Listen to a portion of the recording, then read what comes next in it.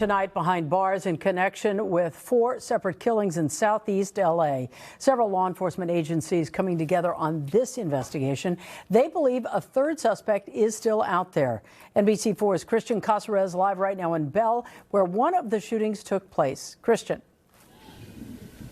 That's right. I can tell you that tonight we got the chance to talk to the family of one of the victims. They tell me they are still processing what happened as they move forward in planning a vigil, which is happening later this evening.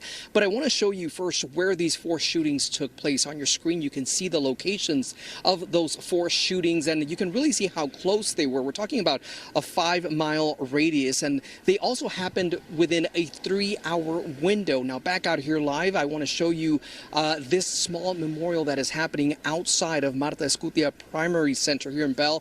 Families and neighbors have been coming out here to pay their respect to another of the victims, Kevin Parada. His family started a GoFundMe, and we've learned he was also a father.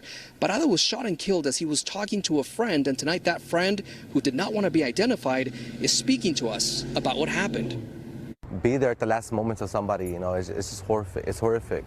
Still shaken up by what he survived, this man who did not want to be identified takes us back to Sunday night when he and his friend were approached by a random car. Then I seen a gun pulled out of the passenger side window, and they aimed at him, and I was like, oh, he's good, he's okay, he's okay.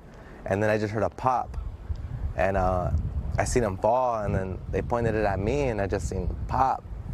And then, like, I don't know how I didn't get hit. Tonight, the LA County Sheriff's Department investigating this and 3 other fatal shootings around Southeast Los Angeles and announcing 2 men have been arrested in connection to the murders. Gary Jonathan Garcia, and he is male Hispanic, 42 years old. And the second suspect is Wayne McNeely Timberland, and he is a male Hispanic, 20 years old.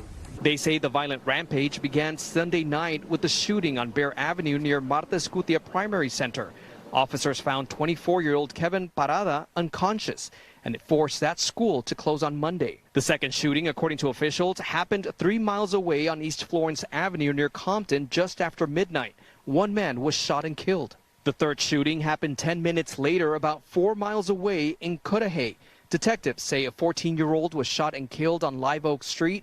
A second person was also shot but survived. Finally, around 2:30 Monday morning, reports of a 4th shooting. Huntington Park police found a man dead on the ground from a gunshot on Santa Fe Avenue about 3 miles from the Ellen Ochoa Learning Center. How many gunshots did you hear? It was like 3. 1 and then 2, but it was like 3. Multiple times in one night.